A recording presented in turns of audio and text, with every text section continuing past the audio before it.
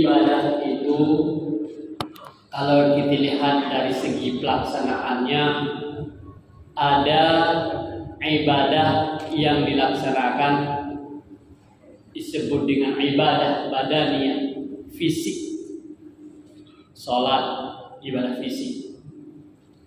Ada ibadah yang dikerjakan karena maliyah, yang aspeknya finansial, zakat. Ada ibadah yang kombinasi gabungan antara fisik dan finansial, haji. Ada ibadah yang dikerjakan bukan fisik, bukan finansial, tapi menahan diri dari sesuatu, yaitu puasa. Jadi inilah syumuliyatul ibadah di dalam Islam, bahwa begitu komplitnya ibadah di dalam Islam, sehingga peluang untuk mendapatkan rahmat dan ridha Allah siapapun bisa. Kalau dari segi fisik, tidak semua orang itu punya kekuatan fisik. Kalau dari segi finansial semata, tidak semua orang memiliki kekuatan finansial yang kuat. Jadi kalau dilihat dari segi aspek apapun memberikan peluang. Misalnya dalam sebuah hadis disebutkan, siapa yang menyumbang untuk pembangunan masjid walaupun sebesar sarang burung pipit, Allah akan membangunkan untuknya sebuah istana di dalam surga. Bagi orang yang memiliki finansial, memiliki harta, maka ini bisa dilakukan. Dia bisa mendapatkan istana di dalam surga.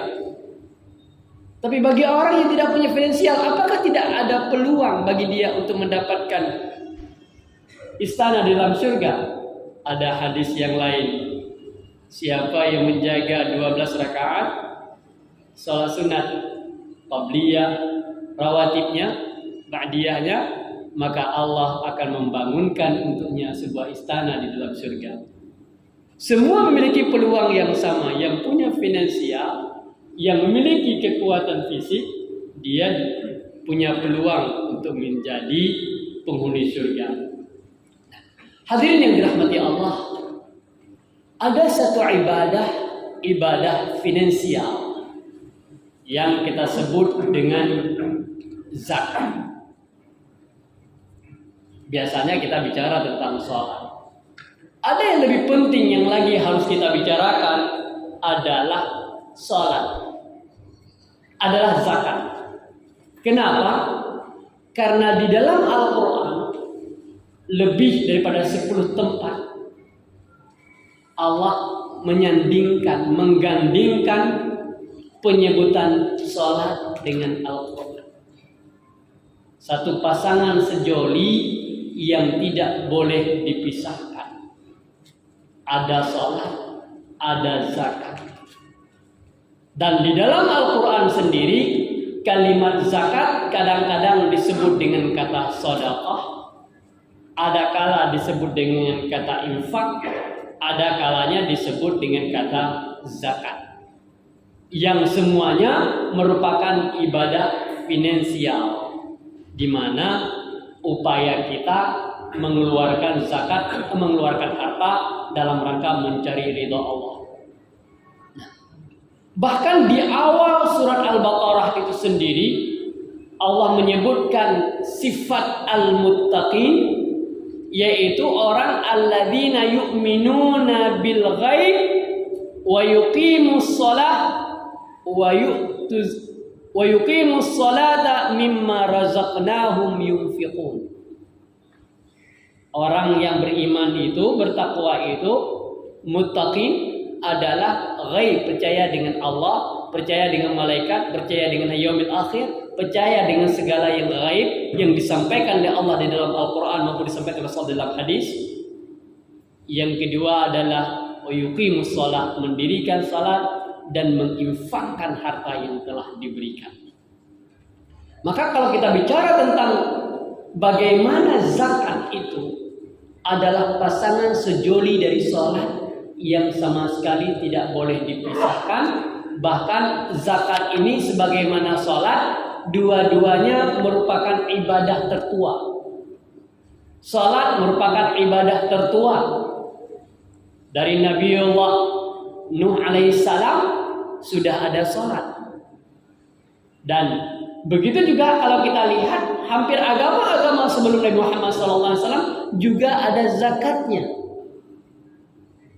Contoh, Allah Subhanahu wa taala memuja. Siapa memuji? Nabiullah Ismail alaihissalam. Kenapa? Karena menyuruh keluarganya untuk salat dan menyuruh zakat.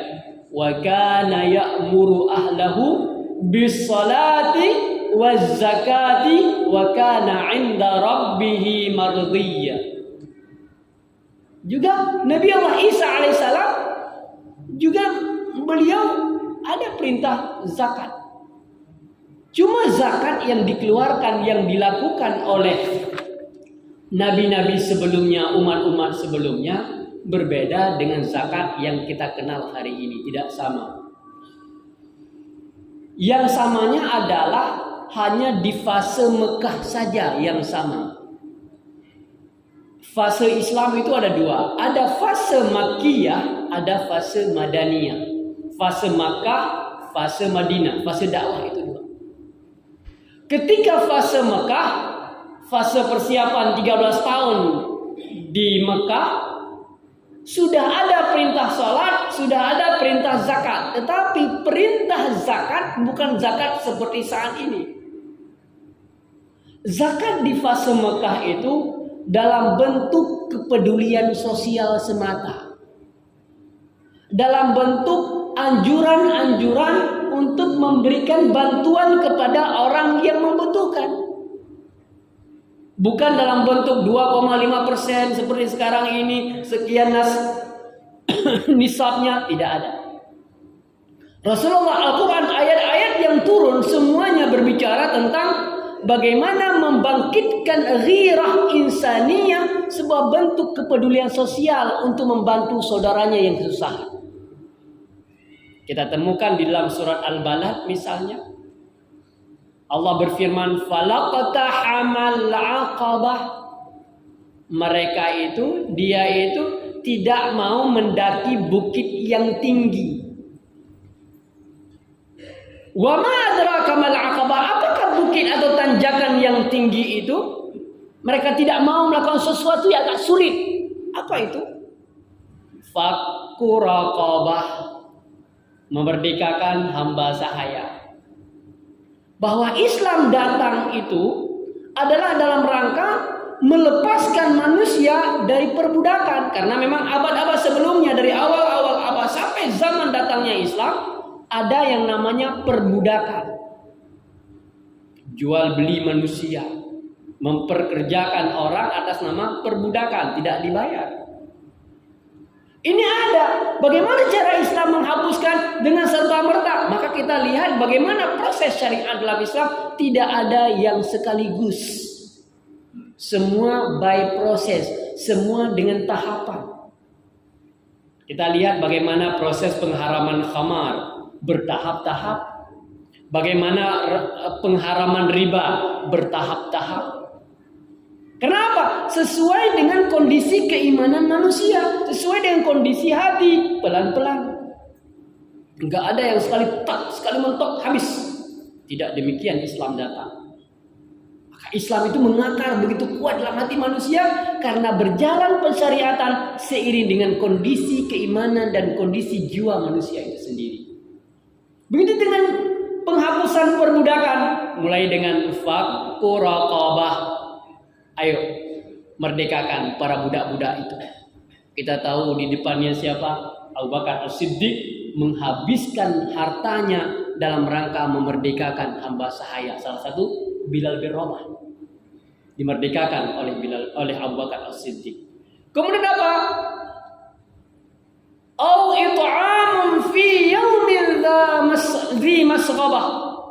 Yaitu memberi makan ketika kondisi yang sulit. Hari-hari kelaparan, ada orang yang tidak ada makanan. Ayo peduli. Terpanggil nilai-nilai kemanusiaannya. Orang-orang Islam pada awal itu terpanggil nilai-nilai kemanusiaan untuk menolong orang-orang yang dalam kesulitan. Nggak cukup makan, nggak ada makan. Orang-orang yang tinggal di gurun Sahara yang nggak cukup makan, ayo bantu. Manusiawi, proses manusiawi yang dihidupkan. Yatiman za maqrabah, anak-anak yatim yang masih menghubungi kerabat dengan kamu, ayo bantu dia. Oh miskinan za masrabah, atau orang-orang miskin yang dalam kesulitan. Jadi perbudakan, orang-orang kelaparan, anak-anak yatim, orang-orang miskin. Di awal-awal Islam proses membantunya adalah panggilan kemanusiaannya. Jadi aspek manusiawinya yang disentuh oleh Al-Quran. Jadi belum imannya lagi, belum masuk ke faktor keimanan. Nilai manusianya yang dilakukan seperti itu. Ini di awal-awal fase Mekah. 13 tahun seperti itu. Maka takaful, tazamun, saling tolong menolong luar biasa di fase itu.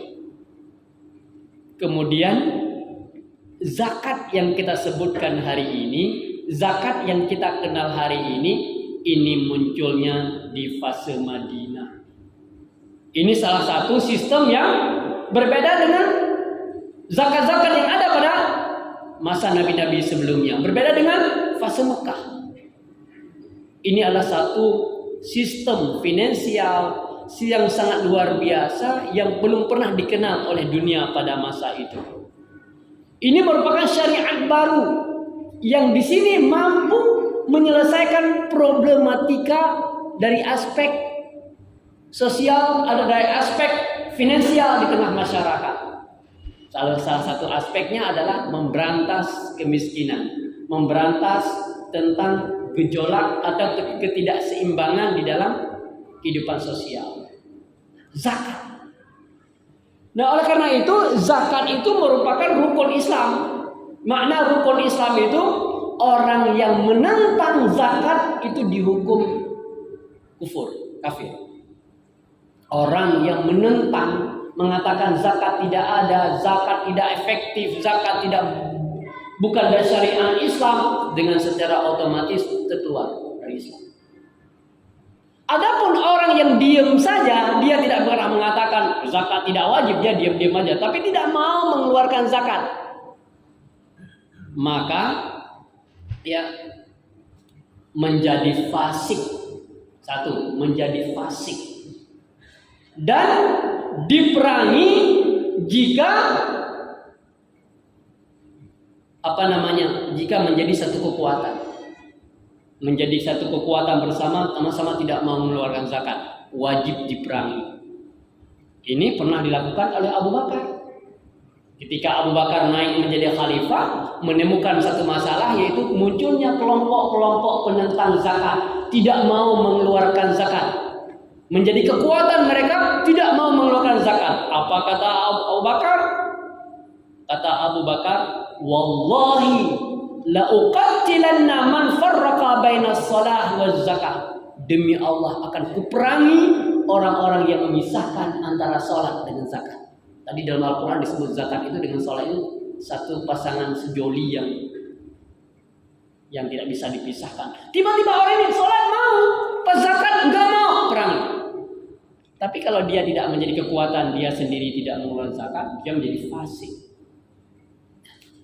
Maka oleh karena itu kalau kita lihat di dalam Islam itu, zakat ini bukan bentuk suguh hati, bukan bentuk tabarruknya orang kaya. Saya mengeluarkan zakat karena sayang saya sama orang-orang miskin, bukan. Karena saya peduli orang miskin, saya keluarkan zakat, bukan. Bukan karena ada kelebihan harta lalu muncul sifat kepedulian kepada orang miskin, bukan. Ini bukan bentuk sungguh hati, bukan bentuk kepedulian, bukan bentuk kasih sayang. Karena saya sayang, saya keluarkan zakat. Bukan. Ini memang sebuah kewajiban, merupakan satu hal yang harus dikeluarkan. Bukan karena kasih sayang, karena lebih sayang, bukan. Tapi memang bagian dari harta yang harus dikeluarkan. Kalau tidak, jadi penyakit. Maka dikatakan khuz min amwalihim tutahhiruhum wa wa tuzakkihim biha. Proses penyucian hati dan proses pembersihan harta. Namun penyucian hati untuk menghilangkan sifat bakhil, sifat kikir. Karena orang kalau lagi sedikit memang tidak kikir. Kalau orang lagi sedikit hartanya itu tidak kikir. Kapan orang menjadi kikir? Ketika banyak. Ketika banyak dia menjadi kikir, itu sifat. Semakin banyak hartanya, sifat kikir itu semakin muncul. Maka dengan keluarkan zakat, proses daripada penyucian jiwa. Yang kedua, pembersihan harta. Harta yang dibersihkan bukan harta haram. Orang yang harta haram tidak bisa dibersihkan dengan zakat. Dari hasil, maaf saya bilang, sabu-sabu udah banyak, keluarkan zakat 2,5% biar halal sabu-sabu itu. Tidak. Transaksi dari jual beli ribawi dikeluarkan zakat supaya bersih. Tidak akan bersih. Harta yang haram selamanya akan jadi haram, tidak bisa dibersihkan. Tapi harta-harta yang kadang-kadang nggak sengaja, ketika upaya kita mendapatnya tersenggol orang, atau ada hal-hal yang mungkin yang sedikit kita tidak lupa sengaja terambil, yang kita tidak tahu bisa dibersihkan. Nah, maka oleh karena itu ini bukan masalah, sekali lagi bukan masalah sebentuk rasa kasih sayangnya orang kaya kepada orang miskin kasih keluarkan zakat, bukan. Ini memang kewajiban orang-orang yang memiliki harta dan haknya orang-orang fakir miskin. Yang kedua, hebatnya zakat di dalam Islam itu diwajibkan zakat itu dari semua sumber pendapatan. Kalau mungkin kadang-kadang menjadi pembahasan di dalam fikih klasik, yang dikeluarkan zakat itu yang ada dalam kitab. Kalau sumber-sumber tidak ada dalam kitab, itu tidak dikenakan zakat karena tidak disebut dalam kitab. Tetapi kalau kita memahami dari konteks pensyariatan zakat, semua sumber pendapatan yang halal, yang telah memenuhi standar-standar yang telah ditentukan, itu kena zakat semuanya. Nggak ada kecuali. Saya ternak ayam, kan nggak ada dalam kitab itu ternak ayam kena zakat, nggak ada. Jadi nggak kena. Orang yang ternak ayam nggak ada dalam kitab bahwa dia ternak ayam dapat kena zakat. Tetapi dia bisa kena dari sebagai bagian dari pendapatan yang halal. Gaji PNS nggak ada dalam kitab. Apalagi gaji dewan. Gaji dewan nggak ada dalam kitab karena masa itu nggak ada dewan. Nah, akhirnya kena semua dan semua bisa kena, maka terkena. Dia dari semua jenis harta, segala sumber yang masuk itu semua kena zakat. Kemudian bukan langsung dapat. Kapan kenanya? Bukan langsung dapat, langsung kena. Ada yang langsung dapat, langsung kena. Namanya harta rikas. M1. Oh, ada yang setelah panen, pertanian. Oh, setelah mencapai jumlah tertentu, hewan ternak. 40 ekor, 5 ekor unta baru dapat 1, kena zakat 1. Itu kan ada standarnya. 40 ekor kambing baru dapat 1. Atau dengan mencapai nisab tertentu, 85 gram emas untuk standar emas dan perak. Jadi tidak semuanya akan kena. Ada yang harus dimiliki setahun, ada yang tidak perlu mencapai 1 tahun baru kena zakat. Jadi bagaimana kemukjizatan di dalam zakat ini tidak sama. Sumbernya dari berbagai. Standar pengeluarannya juga ada ketentuannya. Dan juga apakah harus mencapai whole semua? Ada yang kena whole, ada yang tidak kena whole. Kemudian kadar yang dikeluarkan beda-beda. Ada yang dikeluarkan dari jenis yang sama. Contoh pertanian. Pertanian yang upayanya jauh lebih besar, kadar yang dikeluarkan sedikit. Ada yang kena 1/10, ada yang 1/5, ada 5%, ada 10%. Beda usaha, beda modal, beda kadar yang dikeluarkan. Maka Ibnu Qayyim mengatakan bahwa kadarnya zakat seseorang sangat ditentukan dari sejauh mana upaya yang diberikan. Sejauh mana bantuan Allah. Kalau kadarnya yang digunakan menggunakan irigasi, menggunakan air hujan yang nggak perlu modal dia keluarkan, yang dikeluarkan lebih besar. Kalau dia banyak menggunakan pupuk, menggunakan semprotan dan menggunakan modal yang agak besar, agak sedikit lagi kadar yang dikeluarkan zakat. Allah Subhanahu wa taala sangat adil.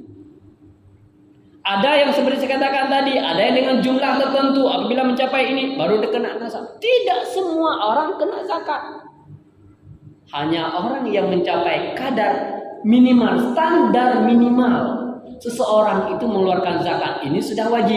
Tetapi saya mau mengeluarkan juga, ada namanya infak, sedekah saya, karena tidak mencapai standarnya. Nah, hari ini kalau kita bicara lagi tentang zakat itu, siapa yang mengeluarkan zakat? Kalau udah ngaji baru mengeluarkan zakat, karena udah tahu, udah sadar, oh zakat itu wajib. Maka datang ke Baitul Mal, zakal datang ke tempat-tempat pengeluaran zakat. Untuk apa? Mengeluarkan zakat saya. Kalau nggak ada yang itu, kalau dia nggak paham tentang wajib zakat, nggak pernah dia keluarkan zakat. Maka memang pada dasarnya standar mengeluarkan zakat itu panggilan iman, tapi tidak kembali cukup dengan standar iman. Harus ada unsur pemerintah di situ. Kalau kita lihat pada konteks zakat itu, bahwa zakat itu diambil, dikutip.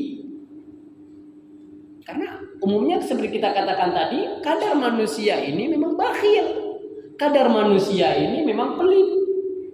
Memang itu sifat manusiawi. Karena ini adalah kewajiban dalam hartanya yang harus dia keluarkan, maka di sini perlu ada peran pemerintah untuk mengutip dari harta zakat.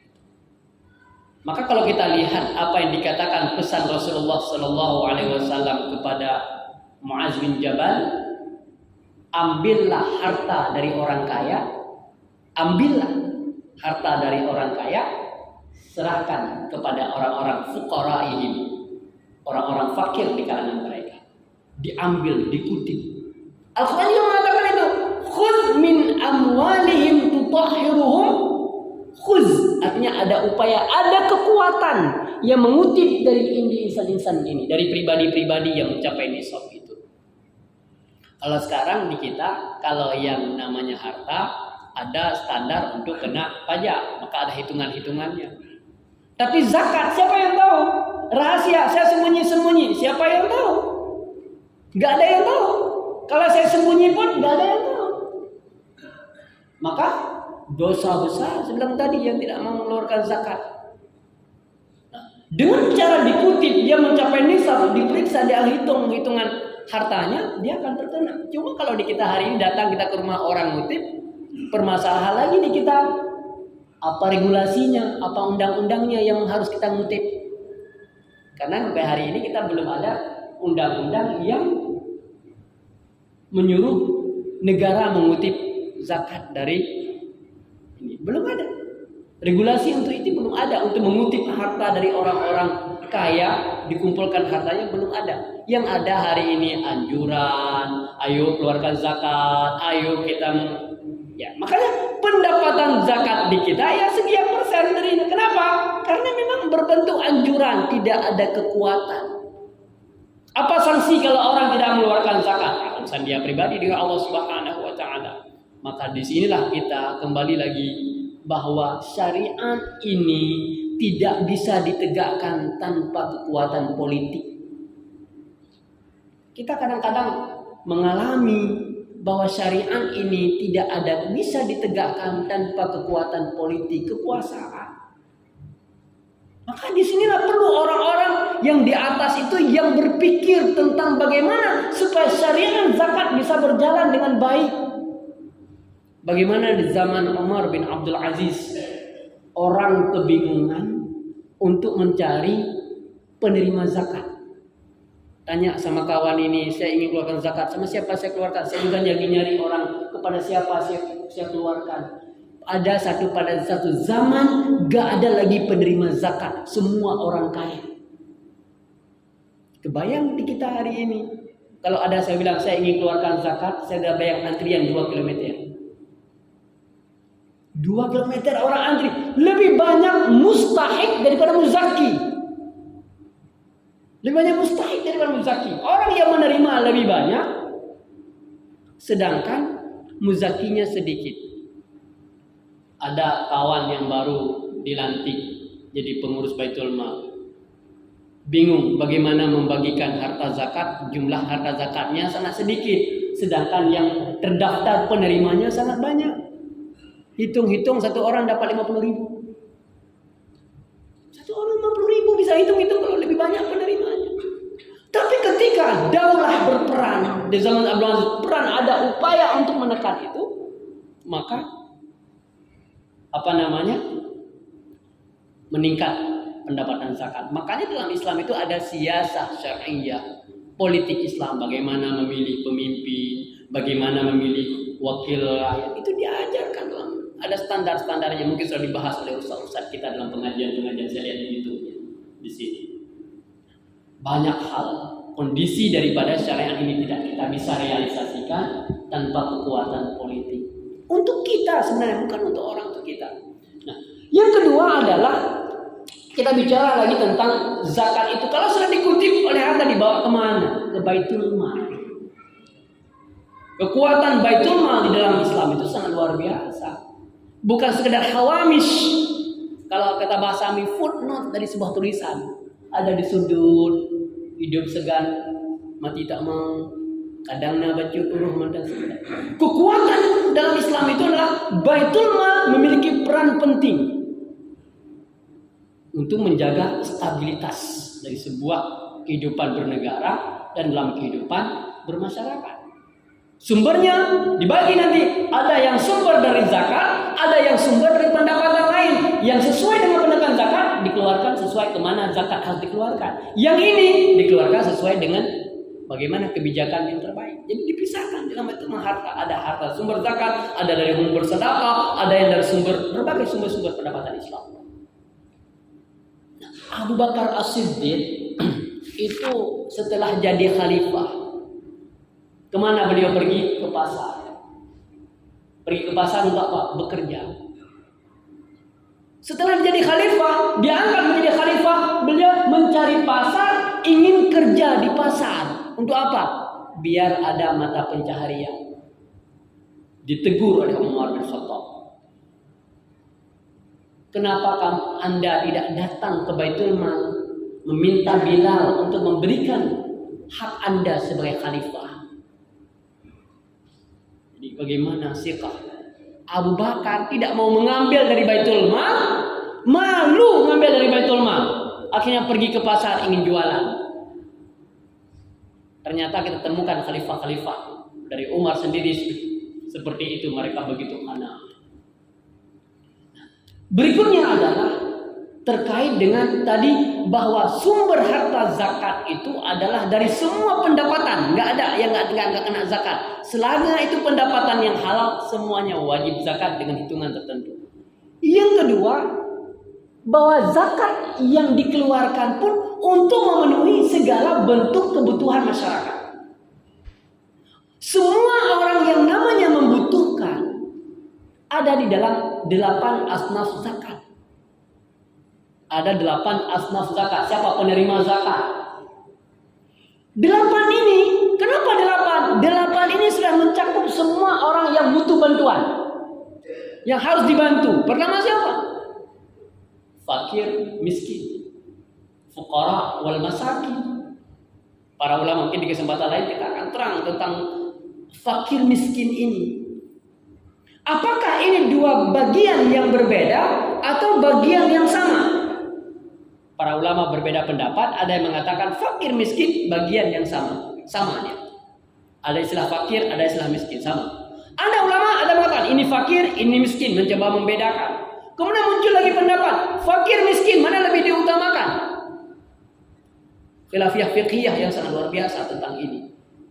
Tetapi para ulama yang kemudiannya meletakkan fakir, miskin, bagian yang berbeda. Ada yang mengatakan itu fakir orang-orang yang memang benar-benar sangat membutuhkan tapi tidak ada mata pencaharian. Sedang miskin adalah orang-orang yang membutuhkan mata pencahariannya ada tapi tidak bisa memenuhi kebutuhan untuk kehidupan harinya. Jadi ini pembahasan yang luar biasa. Berapa dibantu mereka? Berapa dibantu mereka? Kadang-kadang kita masih memahami datang memberikan zakat kepada mereka, ya ambillah 100.000 ini zakat saya.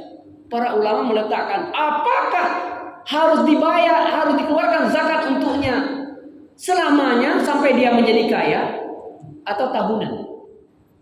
Mencukupkan kebutuhannya dalam setahun. Atau dilihat lagi, kalau dia memang kurangnya dari segi finansial untuk makan, maka dibantu makan. Ada nggak mata pencaharian? Ada mata pencaharian, tetapi mata pencaharian tidak mendukung. Apa yang bisa dibantu? Dana zakat bisa dikembangkan untuk membeli kebutuhan-kebutuhan yang mengembangkan usahanya. Jadi tidak sekedar hanya diberikan konsumtif, tetapi bisa menjadi bentuk produktif. Apa dia? Dia punya usaha, ada kebun, ada tanah.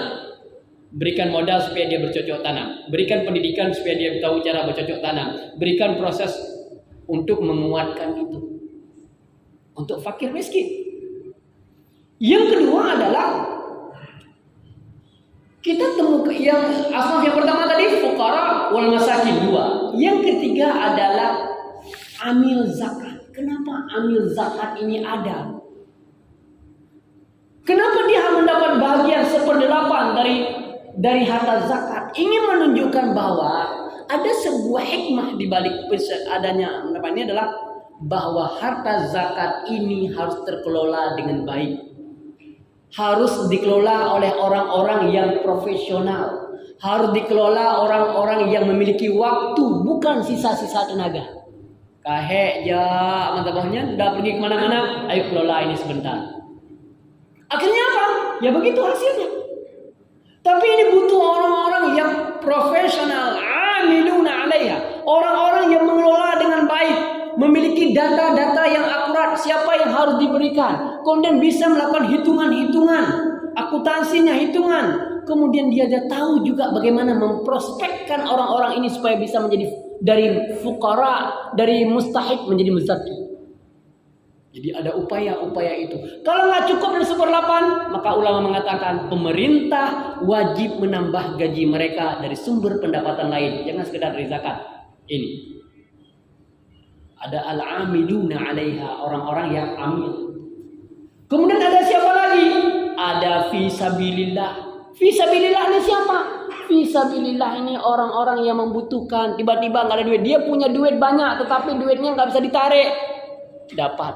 Orang-orang yang dalam perjalanan tiba-tiba terputus, tidak bisa tarik ATM. Di mana? Ada lembaga zakat, dia bisa dapat bantuan dari lembaga zakat. Ini kalau tiba-tiba di tengah jalan mentok kehabisan bekalan, kemana kita pergi?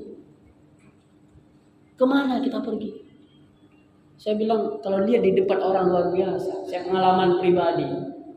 Ketika istri melahirkan di Mesir anak pertama itu bawa ke rumah sakit yang paling bagus.